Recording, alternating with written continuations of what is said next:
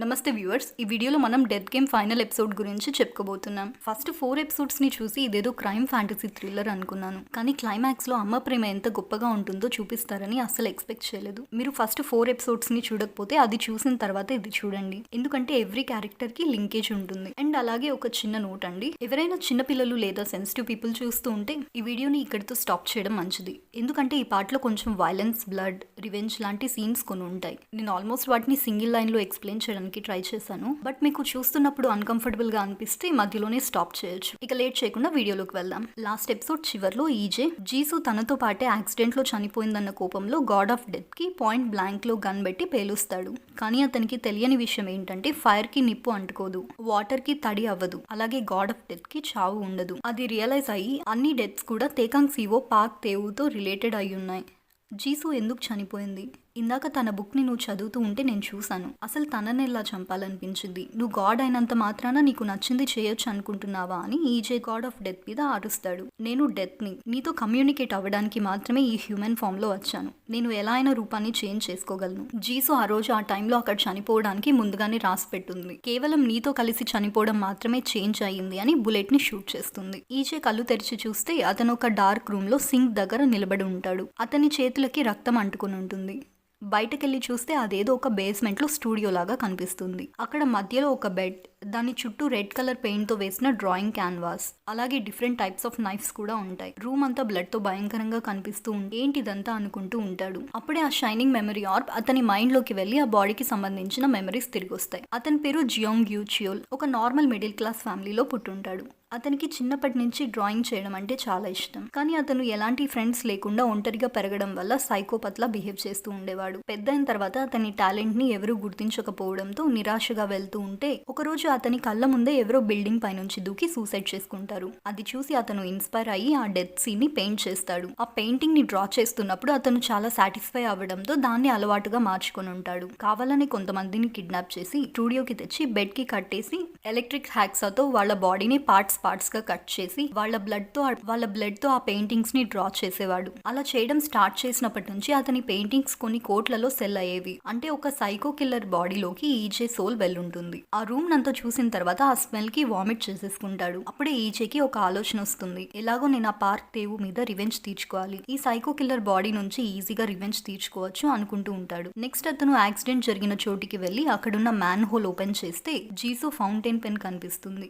అలాగే ఒక memory card కూడా ఉంటుంది. పాక్ తేవు యాక్సిడెంట్ చేసిన రోజు పక్కనే అతని లాయర్ ఉంటాడు. నింద అతని మీద వేసుకుని లొంగిపోతే చాలా మనీ ఇస్తాను అంటే ఆ లాయర్ యాక్సెప్ట్ చేసి కార్ డాష్ క్యామ్ లో ఎవిడెన్స్ గా ఉన్న మెమరీ కార్డ్ ని అక్కడ మ్యాన్ హోల్ లో పడేస్తాడు. చనిపోయే ముందు దాన్ని చూసుంటాడు. సో ఇప్పుడు దాన్ని తీసుకుని పాక్ తేవు ఆఫీస్ కి అతన్ని చంపడానికి వెళ్తే ఇతను ఆఫీస్ లో ఏదో పర్సనల్ వర్క్ లో ఉన్నాడని అక్కడ రిసెప్షనిస్ట్ చెప్తారు. వాళ్ళ నాన్నకి ఇతను ఒక సైకోపత్ అని ఆల్రెడీ తెలుసు, కానీ పాక్ తేవు మాత్రం అందరి ముందు చాలా డీసెంట్ గా నటిస్తూ ఉంటాడు. ఆ రోజు వాళ్ళ నాన్న కావాలని అతని ట్రేట్స్ ని బయట పెట్టడానికి ఆఫీస్ లో సైకోపత్ టాపిక్ మీద సెమినార్ ని కండక్ట్ చేసి ఉంటాడు. కానీ దాన్ని కూడా అతను ట్యాకిల్ చేస్తాడు. బయట తేకంగ్ ఆఫీస్ ముందు గ్యూచువల్ బాడీలో ఉన్న వెయిట్ చేస్తూ ఉంటే అతని నోస్ బ్లీడ్ అయ్యి కింద పడిపోతాడు. హాస్పిటల్లో డాక్టర్ అతనికి బ్రెయిన్ ట్యూమర్ ఉందని, 1 month కి మించి ఎక్కువ బ్రతకడు అని చెప్తే ఆ టైం నాకు చాలు అని నవ్వుకుంటూ అక్కడి నుంచి వెళ్ళిపోతాడు.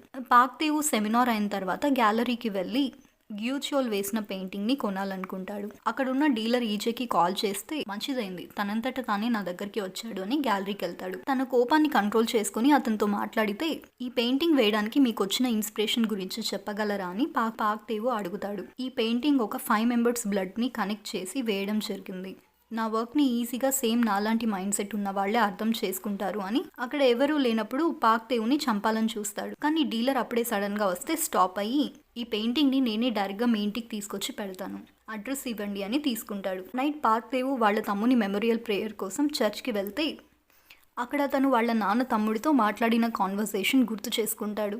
చిన్నప్పుడు పాక్ తేవు వాళ్ళ ఇంట్లో పనిచేసే వాళ్ళ బాబుని చంపేయడానికి ట్రై చేస్తుంటే వాళ్ళ తమ్ముడు చూసుంటాడు. పెద్దయ్యాక నువ్వు చిన్నప్పుడే ఒకరిని చంపడానికి ట్రై చేశావు, అది నాన్నకు కూడా చెప్పాను, అలాగే నీ ఫౌంటైన్ పెన్ లో దాచిపెట్టుకుని వేసుకుంటున్న టాబ్లెట్స్ గురించి కూడా నాకు తెలుసు అని వాళ్ళ అన్నతో గొడవ పడతాడు. అది గుర్తు చేసుకుని కార్లో ఆ టాబ్లెట్స్ వేసుకుని వేగంగా వెళ్తూ ఉంటే పోలీసులు తనని ఆపి ఫైన్ టికెట్స్ ఇస్తాడు. కానీ అతను తూలిపోతూ ఉంటే డ్రగ్స్ తీసుకున్నాడేమోనని డౌట్ వచ్చి కిందకి దిగి చెక్ చేస్తూ ఉంటారు. కానీ అతను కమిషనర్ కి కాల్ చేసి ఆ పోలీసులకు ఇచ్చి మాట్లాడిస్తారు. తర్వాత ఆ పోలీస్ ఆఫీసర్ ని కొడుతూ ఉంటే వాళ్ళ సీనియర్ ఆపడానికి వస్తాడు. కానీ అతన్ని కూడా ఇన్సల్ట్ చేసి పక్కనే నిలబడమంటాడు. నెక్స్ట్ ఇంటికి వెళ్తే అక్కడ ఈజే వెయిట్ చేస్తూ ఉంటాడు. ఎందుకు వచ్చావని పార్క్ దేవు అడిగితే నా పెయింటింగ్ ఇవ్వడానికి వచ్చాను అని చెప్పి లాస్ట్ కి అతనితో ఫైట్ చేస్తాడు. అతని కార్లోనే కట్టేసి గ్యూచువల్ స్టూడియోకి తీసుకెళ్తాడు. కానీ స్టూడియోకి వెళ్ళగానే గ్యూచువల్ బ్రెయిన్ ట్యూమర్ తో బాధపడుతున్నాడు కాబట్టి కళ్ళు తిరిగి అక్కడే కింద పడిపోతాడు. కాసేపటికి కళ్ళు తెరిచి చూస్తే అతన్ని బెడ్ మీద హ్యాండ్ కప్స్ తో పార్క్ దేవు కట్టేసి ఉంటాడు. నువ్వు ఇందాక కార్లో నన్ను ఎలా చంపుతున్నావో చెప్తున్నప్పుడు ఫస్ట్ భయమేసింది, కానీ నీలాగే నాకు కూడా మనుషుల్ని చంపేసే టెండెన్సీ ఉంది. ఒకరిని చంపేస్తున్నప్పుడు వాళ్ళు నన్ను కాపాడమని అడుగుతూ వాళ్ళకి నేను గాడ్ లా కనిపిస్తాను. ఆ ఫీల్ చాలా హైగా ఉంటుంది అని గ్యూచువల్ ని పార్ట్స్ గా కట్ చేసి చంపేసి ఉంటాడు. అతని బాడీని వాడి కింద నమ్మకంగా పనిచేస్తున్న వాళ్ళని టాకిల్ చేయమని చెప్తాడు. గ్యూచువల్ కి అందరినీ చంపేసేటప్పుడు కెమెరాతో రికార్డ్ చేసే అలవాటు ఉంటుంది. ఇప్పుడు కూడా పార్క్ దేవు చంపి మాట్లాడిందంతా అందులో రికార్డ్ అయి ఉంటుంది. అలా సైకో పెయింటర్ బాడీ నుంచి చనిపోయిన ఈచే గాడ్ ఆఫ్ డెత్ దగ్గరికి వచ్చి నవ్వుతూ వెంటనే బుల్లెట్ ని షూట్ చేయమంటాడు. నెక్స్ట్ లైఫ్ లో నువ్వు రివెంజ్ తీర్చుకోవాలనుకుంటున్నావా అని గాడ్ ఆఫ్ డెత్ అడిగితే మా అమ్మ ఎప్పుడు ఒక మాట చెప్పేది, మనం చేసే తప్పులు ఎప్పటికైనా మనకి తిరిగి వస్తాయి, కానీ డబ్బున్న వాళ్ళ క్రైమ్స్ వెలుగులోకి ఎప్పటికీ రావు. నేను అతను చేసిన క్రైమ్స్ అన్నిటికీ పనిష్మెంట్ ఇవ్వాలనుకుంటున్నా అని ఈజే అంటాడు. నీకు ఆల్రెడీ తెలిసే ఉండాలి, చావు ఎప్పుడు ప్లాన్ చేసినట్టుగా జరగదు అని షూట్ చేసేస్తుంది. ఈసారి ఈజే ఒక అతన్ని చేస్ చేస్తూ ఉంటాడు. ఆ బాడీ ఒక పోలీస్ ఆఫీసర్ది. అతను ఎవరో కాదు, ఇందాక పార్క్ దేవు ఇన్సల్ట్ చేసిన పోలీస్ ఆఫీసర్ది. కానీ ఆ దొంగ కత్తి చూపించడంతో ఈజే తిరిగి పారిపోతూ ఉంటాడు. అక్కడికి ఆ పోలీస్ ఆఫీసర్ అసిస్టెంట్ వచ్చి దొంగని కొట్టి పోలీస్ అయిన నువ్వు ఎందుకు వాడిని చూసి పారిపోతున్నావు అని అరిచి వెళ్ళిపోతాడు. ఆ టైంలోనే షైనింగ్ మెమరీ ఆర్బ్ వచ్చేసి ఉంటుంది. ఆ పోలీస్ ఆఫీసర్ పేరు ఆంజీ హియోంగ్, 42 years old. అతని నాన్న పోలీస్ ఆఫీసర్గా డ్యూటీ చేస్తున్నప్పుడు చనిపోయి ఉంటాడు. పెద్ద అయిన తర్వాత ఎలా అయినా పోలీస్ అవ్వాలని కష్టపడి చదివి ఆఫీసర్ అయ్యి ఆ సర్టిఫికేట్ వాళ్ళ అమ్మకి చూపిస్తే కళ్ళు తిరిగి పడిపోతుంది. వాళ్ళ నాన్నలాగే ఇతని కూడా ఏమైనా జరుగుతుందేమోనన్న భయంతో అప్పటి నుంచి వాళ్ళ అమ్మకిచ్చిన మాట కోసం ఒక లేజీ పోలీస్ ఆఫీసర్గా ఉంటూ ఈవెన్ తన సబార్డినేట్స్ తోనే తక్కువ చేసి మాట్లాడించుకుంటూ ఉంటాడు. రీసెంట్ గానే వాళ్ళమ్మ కూడా చనిపోయి ఉంటుంది. అతని మెమరీస్ అలాగే అబిలిటీస్ కూడా ఈచేకి వచ్చేసి ఉంటాయి. అక్కడి నుంచి రోడ్ మీద వెళ్తూ ఉంటే ఖాంగ్తేతో పాటు జైల్లో ఉంటూ అతన్ని చంపిన కంపానియన్ ఇంకొకటిని రోడ్ మీద కత్తితో బెదిరిస్తూ ఉంటే వాడిని పట్టుకొని కింద పడేసి కొట్టి అరెస్ట్ చేస్తాడు. ఇదంతా చుట్టూ ఉన్న జనాలు వీడియో తీసి ఇంటర్నెట్లో అప్లోడ్ చేస్తే వైరల్ అవుతుంది. ఓవర్ నైట్ స్టార్ అయిపోతాడు. వాళ్ళ స్టేషన్లోని కొలీగ్స్ చూసి ఇతనేనా అని షాక్ అవుతారు. ఇన్ని సంవత్సరాలుగా తన డ్యూటీ కూడా సరిగ్గా చేయని పర్సన్ సడన్ గా కాన్ఫిడెంట్ తో బిహేవ్ చేస్తూ ఉంటాడు. అతని పై ఆఫీసర్స్ కూడా మెచ్చుకుంటారు. ఆ రోజు నైట్ ని ఇందాక తనపై అరిచిన సబార్డినేట్ ని తీసుకుని గ్యూచువల్ స్టూడియోకి వెళ్తాడు. ఆ స్టూడియోలో గ్యూచువల్ చంపుతున్నప్పుడు రికార్డ్ చేసిన వీడియోస్ ని పెన్ డ్రైవ్ లో కాపీ చేసుకుని ల్యాప్టాప్ లో ఉన్న డేటానంతా క్లియర్ చేసేస్తాడు. తర్వాత ఫారెన్సిక్ డిపార్ట్మెంట్ వాళ్ళకి కాల్ చేస్తే వాళ్ళు రూమ్ అంతా బ్లడ్ కనిపించడానికి స్ప్రే చేసి లైట్ ఆఫ్ చేస్తే పెయింటింగ్,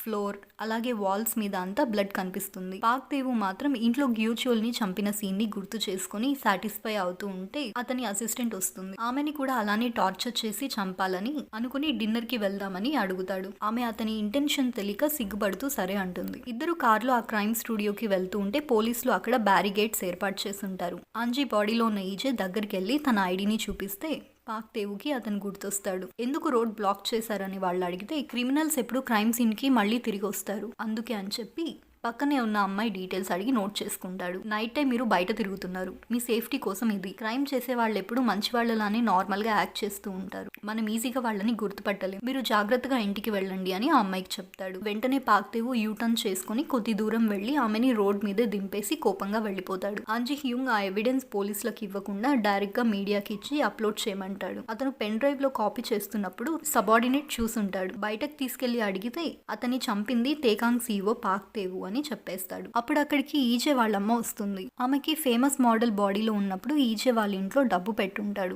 దాన్ని ఆమె పోలీసులకి అప్పగించుంటుంది.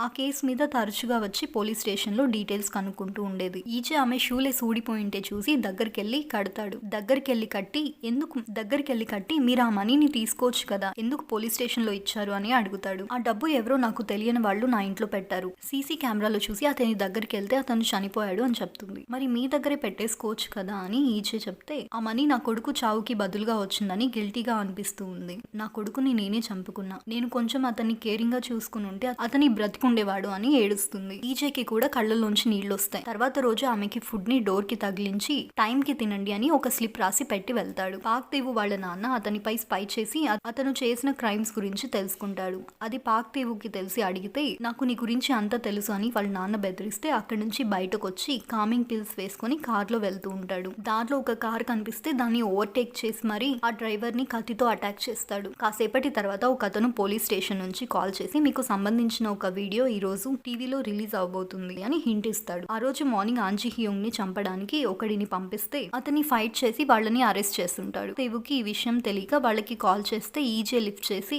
1 hour లో నువ్వు పోలీస్ స్టేషన్ కి రావాలి అని బెదిరిస్తాడు. కానీ పాక్ దేవు డైరెక్ట్ గా కమిషనర్ ఆఫీస్ లోకి వెళ్లి ఈజేనే అక్కడికి పిలిపించుంటాడు. చూసావా, నేను తలుచుకుంటే నీలాంటి వాళ్ళని నా దగ్గరికి రప్పించుకోగలను. నీ పై ఆఫీసర్స్ అందరూ నా షూని క్లీన్ చేయమన్నా చేస్తారు, అలాంటిది నువ్వు నాతో పెట్టుకున్నావు. అయినా సరే నీకు మనీని ఆఫర్ చేస్తున్నా, ఆ వీడియోని నాకు ఇచ్చేసే అంటే నేను నో చెప్తే ఏం చేస్తావు, మహా అయితే చంపేస్తావు అంతే కదా, నేను నీకు సరైన పనిష్మెంట్ వచ్చేలా చేస్తాను అని భయపడకుండా చెప్పి అక్కడి నుంచి వెళ్తాడు. నెక్స్ట్ టీవీ ఆన్ చేసి చూస్తే పాక్ దేవు లొంగిపోతాడు. కానీ అతను మాత్రం, నేను చంపింది 15 మందిని చంపిన ఒక సైకో కిల్లర్ని, అది కూడా నా ఇంటి దగ్గరికి వచ్చి నన్ను కిడ్నాప్ చేస్తే నన్ను నేను కాపాడుకోవడానికి అని ఆ మీడియా ముందు చెప్తాడు. ఈజే ఇచ్చిన ఎవిడెన్స్ ని ఫస్ట్ 10 seconds మాత్రమే ప్లే చేసేలా మనీతో మేనేజ్ చేసుంటాడు. దాంతో కంట్రీ మొత్తం పాక్ దేవు మంచివాడని అతనికి సపోర్ట్ చేయడం స్టార్ట్ చేస్తారు. ఆంజీ హియోంగ్ వాళ్ళ ఆఫీసర్స్ వచ్చి అతన్ని సస్పెండ్ చేస్తానని వార్నింగ్ ఇస్తాడు. నెక్స్ట్ పాక్ దేవు ఫ్లైట్ లో వేరే కంట్రీకి వెళ్లిపోతూ ఉంటే ఫ్లైట్ షేక్ అవుతూ ఉంటుంది. ఏం జరుగుతుందా అని బయటకు వచ్చి చూస్తే అక్కడ పైలట్ ఎవరు ఉండరు. ఒక రికార్డింగ్ ప్లే అవుతూ ఉంటుంది. అందులో, నీ తమ్ముడు చనిపోయినట్లే నువ్వు కూడా చనిపోతావు, నువ్వు చేసిన పాపాలన్నింటికి ఈ రోజు నీకు శిక్ష పడుతుంది, కానీ నీకు ఒక ఛాన్స్ ఇస్తున్నా, పారాషూట్ లోంచి కిందకి దూకేసే అని వాయిస్ వినిపిస్తుంది. అతను భయంతో ఫ్లైట్ బ్లాస్ట్ అయ్యే సెకండ్ ముందు కిందకి దూకేస్తే ఒక చెట్టుకు తగులుకొని డెజర్టెడ్ రోడ్ మీద పడతాడు. ఎదురుగా ఒక కార్ వస్తుంది. అందులో ఆంజీ బాడీలో ఉన్న ఈజే డ్రైవ్ చేస్తూ ఉంటాడు. ఇదంతా ఈజేనే ప్లాన్ చేసి ఉంటాడు. పాక్ దేవు మనీతో అందరినీ కొనేస్తాడని తెలుసుకుని అతను 9 lives లో జీవించిన వాళ్ళ మెమరీ అండ్ వాళ్ళ అబిలిటీస్ ని యూస్ చేసుకుని అతని క్రైమ్స్ కి సంబంధించిన ఎవిడెన్స్ ని కలెక్ట్ చేస్తాడు. అలాగే అతను వెళ్లే ఫ్లైట్ ని ఆటో పైలట్ మోడ్ లో పెట్టి బాంబ్ ని ఫిక్స్ చేసి ఉంటాడు. చివరికి అతన్ని చంపబోతుంటే గాడ్ ఆఫ్ డెత్ వచ్చి అతన్ని ఆపుతుంది. ఈజే మాత్రం నేను రివెంజ్ తీర్చుకోలేకపోయాను అని జీసుకి సారీ చెప్తూ ఉంటే పాక్ దేవు వేసుకున్న పారాషూట్ సడన్ గా గాల్లోకి లేచి ఎదురుగా వస్తున్న లారీకి తనంతట తానే డాష్ ఇచ్చేలా జరుగుతుంది. ఆ నైట్ నే మీడియాలో మొత్తం అతను చేసిన క్రైమ్స్ అన్నింటినీ టెలికాస్ట్ చేస్తారు. వాళ్ళ నాన్న చైర్మన్ పోస్ట్ నుంచి తప్పుకుంటాడు. కానీ పాక్ దేవు చనిపోడు. లారీకి డాష్ ఇవ్వడంతో అతని 2 కాళ్ళు పడిపోయి ఉంటాయి. నువ్వు లైఫ్ మొత్తం ఇలానే వెజిటేటివ్ స్టేట్ లో బ్రతుకుతావు అని ఈజే తన రివెంజ్ కంప్లీట్ అయ్యింది అనుకుంటాడు. ఆ రోజే జీసు మెమోరియల్ టాబ్లెట్ దగ్గరికి వెళ్లి ఫ్లవర్స్ ని ఆఫర్ చేస్తాడు. అలా ఆ రోజు నుంచి ఆ పోలీస్ ఆఫీసర్ బాడీలోనే డ్యూటీ చేస్తూ చావు కోసం ఎదురు చూస్తూ ఉంటాడు. కానీ చాలా నెలల వరకు అతనికి డెత్ రాదు. ఒక రోజు ఒక క్రిమినల్ ని పట్టుకోబోతూ ఉంటే అతను కత్తితో పొడవడానికి ట్రై చేస్తాడు. తన సబార్డినేట్ అడ్డు వచ్చి కాపాడడంతో ఆ సబార్డినేట్ కాల్కి ఫ్రాక్చర్ అవుతుంది. హాస్పిటల్లో అతని ఫ్యామిలీ వచ్చి అలా జరిగినందుకు ఏడుస్తూ బాధపడుతూ ఉంటే ఈజే చాలా ఫీల్ అవుతాడు. ఇంకొన్ని రోజుల తర్వాత సేమ్ ఇలాంటి సిచ్యువేషన్ నే వస్తే ఈజే అతని కోసం తన లైఫ్ ని సాక్రిఫైస్ చేసి గాడ్ ఆఫ్ డెత్ దగ్గరికి వెళ్తాడు. ఎందుకు ఇలా చేశావు అని డెత్ అడిగితే ఆ డిటెక్టివ్ ని కాపాడడానికి నేను ఇలా చేశాను అని చాలా ప్రౌడ్ గా చెప్తాడు. అప్పుడు డెత్ స్మైల్ చేసి నువ్వెవరు అతన్ని కాపాడడానికి అని బుల్లెట్ ని షూట్ చేస్తుంది. ఈసారి ఈజే ఒక బెగ్గర్ బాడీలోకి ఎంటర్ అవుతాడు. ఇప్పటి వరకు నేను చాలా స్ట్రగుల్స్ ని ఎదుర్కొన్నా, ఇదొక లెక్కేం కాదు అని లేచి ఇంతకీ ఆంజీ హ్యూన్ చనిపోయాడు కదా, అతని ఫనరల్ ఎలా జరుగుతుందో చూద్దామని ఆ ఫనరల్ హాల్ కి వెళ్తాడు. కొరియాలో నార్మల్ గా చనిపోయిన వాళ్ళ కోసం మౌంట్ చేయడానికి కామన్ హాల్స్ ఉంటాయి. అక్కడికి వెళ్తే ఈజే 9 lives ని స్పెండ్ చేసిన వాళ్ళకి సంబంధించిన ఫ్లవర్ బొకేస్ అక్కడ ఉంటాయి. ఆ సబార్డినేట్ ఫ్యామిలీ మెంబర్స్ ఆంజీకి ఫ్లవర్స్ ని ఆఫర్ చేస్తూ ఉంటారు. స్టేర్ కేస్ దగ్గర ఆ డిటెక్టివ్ నా వల్లే అతను చనిపోయాడని ఏడుస్తూ కూర్చుంటాడు. అది చూసిన బెగ్గర్ బాడీలో ఉన్న ఈజే దగ్గరికి వెళ్ళి అతను చనిపోవడానికి నీ తప్పేం లేదు అని ఓదార్చి ట్రై చేస్తే నీకేం తెలుసు అతని గురించి అని మాట్లాడుతూ ఉండగా యాక్సిడెంటల్ గా అక్కడి నుంచి కింద పడి చనిపోతాడు. అతన్ని కాపాడాలనుకున్న ఈజే కూడా స్టెప్స్ లో జారిపడి ప్రాణాలు వదిలేస్తాడు. అతని 10 లైఫ్స్ ని కంప్లీట్ చేసుకుని గాడ్ ఆఫ్ డెత్ దగ్గరికి ఏడుస్తూ ఎందుకు ఇలా చేశావు, అతన్ని నమ్ముకొని ఒక ఫ్యామిలీ ఉంది అని అరిస్తే అతను అక్కడ ఆ టైంలో చనిపోవడానికి ముందుగానే డిసైడ్ అయ్యింది అని గాడ్ ఆఫ్ డెత్ చెప్తుంది. ఇంకా ఎలాగో 2 లైఫ్సే కదా మిగిలిన్నది, నన్ను ఇప్పుడే చంపి నరకానికి పంపించు అని ఏడిస్తే ఆమె వినకుండా షూట్ చేస్తుంది. ఈ 11th లైఫ్ లో ఒక అతను సూసైడ్ చేసుకోవాలని డిసైడ్ చేసుకుని ఉంటాడు. అతను ఒక మిడిల్ ఏజ్డ్ పర్సన్. అతని 2 పిల్లలు వైఫ్ అతని జాబ్ నుంచి తీసేశారని డివోర్స్ ఇచ్చి వెళ్ళిపోయి ఉంటారు. ఈజే కూడా ఎలాగో ఇక చాలా టైర్డ్ అయిపోయాడు. ఇక మిగిలింది 2 లైఫ్ ని కాబట్టి త్వరగా కంప్లీట్ చేద్దామని కార్ కింద వెళ్లి పడతాడు. ఆ కార్ డ్రైవ్ ని చేసింది పాక్ దేవునే. అంటే ఈసారి ఈజే సోల్ 7 years బ్యాక్ టైమ్ లైన్ కి వెళ్తుంది. ఆ మిడిల్ ఏజ్డ్ పర్సన్ చనిపోవడం వల్లనే ఈజే తన ఇంటర్వ్యూలో ఫెయిల్ అయ్యి చాలా మిజరబుల్ లైఫ్ ని లీడ్ చేస్తున్నాడు. గాడ్ ఆఫ్ డెత్ అతనికి ఒక ఛాన్స్ ఇచ్చి ఉంటుంది, కానీ ఈజే మాత్రం దాన్ని వదిలేసుకుని ఉంటాడు. చివరిసారిగా అతన్ని God of death 12th life లోకి పంపిస్తుంది. ఈసారి చూస్తే వాళ్ళ ఇంట్లో ఉంటాడు, వాళ్ళ అమ్మ బాడీలో. ఇలా జరగకూడదు అని అనుకుంటూ ఉండగానే ఆ మెమరీ ఆర్బ్ వచ్చేస్తుంది. ఈజే వాళ్ళమ్మ యంగేజ్ లో ఉన్నప్పుడు చాలా గొప్ప స్టేజ్ కి రావాలని కలలు కంటూ ఉండేది. తర్వాత వాళ్ళ నాన్నని మ్యారేజ్ చేసుకుని ఈజేకి 7 years వచ్చేంత వరకు చాలా హ్యాపీగానే ఉండేది. కానీ ఆ హ్యాపీనెస్ ఆమెకి చివరి దాకా ఉండలేదు. అప్పుడే తన హస్బెండ్ చనిపోతే తనొక్కటే జాబ్ చేసి ఈజేని పెంచుంటుంది. ఎన్ని కష్టాలు వచ్చినా తన కొడుకు కోసం ధైర్యాన్ని కోల్పోకుండా కష్టపడేది. ఈజేకి ఆరోగ్యం బాగోలేకపోతే ఆమె ఆఫీస్ నుంచి పరిగెట్టుకుంటూ వచ్చి ఈజేని వీప్ మీద ఎక్కించుకుని మరీ హాస్పిటల్ కి తీసుకెళ్లేది. కొన్ని రోజులకి ఆ జాబ్ నుంచి ఆమెని ఫైర్ చేసి ఉంటారు. అప్పటి నుంచి ఆమెని గురించి పట్టించుకోకుండా ఒక టైలర్ గా, వెయిటర్ గా, క్లీనర్ గా ఇలా రకరకాల పనులు చేస్తూ ఈజేని చదివించుంటుంది. కానీ లైఫ్ ఎంత కష్టంగా అనిపించినా ఆమె మధ్యలో వదిలేయాలనుకోలేదు. ఈజేని ఆమె గురించి పట్టించుకోకుండా సూసైడ్ చేసుకుని చనిపోయి ఉంటాడు. తన చావు జీసు అలాగే వాళ్ళ అమ్మ తిరిగి నార్మల్ అవ్వలేని పెయిన్ ని అందించుంటుంది. చివరికి అతను చనిపోవడానికి కూడా ఆమె కారణం అనుకుని బాధపడింది. నాకంటే కొంచెం తెలివితేటలు డబ్బు ఉన్న తల్లికి పుట్టుంటే అతను బ్రతికి ఉండేవాడు అని ఒకరోజు ఆమెతో పాటు పనిచేసే వాళ్లలో ఒకరికి గ్రాండ్ సన్ పుట్టుంటే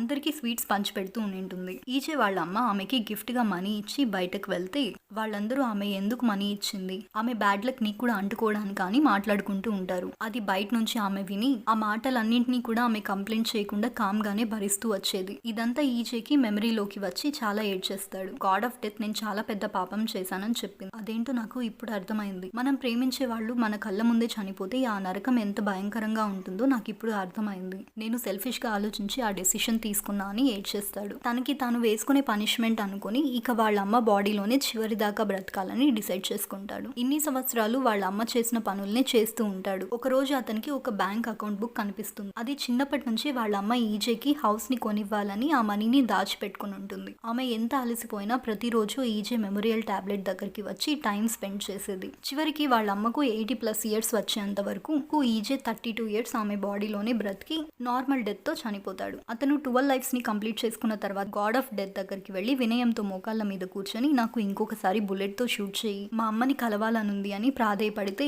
గన్ ఇచ్చి ఈ గన్ లో బుల్లెట్స్ లేవు, ఒకవేళ పేలితే నీకు ఈజేగా ఇంకో ఛాన్స్ దొరుకుతుంది, లేదా తిరిగి నువ్వు గాడ్ చేతిలోకి వెళ్తావు అంటుంది. ఈజే షూట్ చేసుకుంటే అతను సూసైడ్ చేసుకోబోయే మినిట్ ముందు కళ్ళు తెరిచి వాళ్ళమ్మ ఫోన్ కాల్ ని లిఫ్ట్ చేస్తాడు.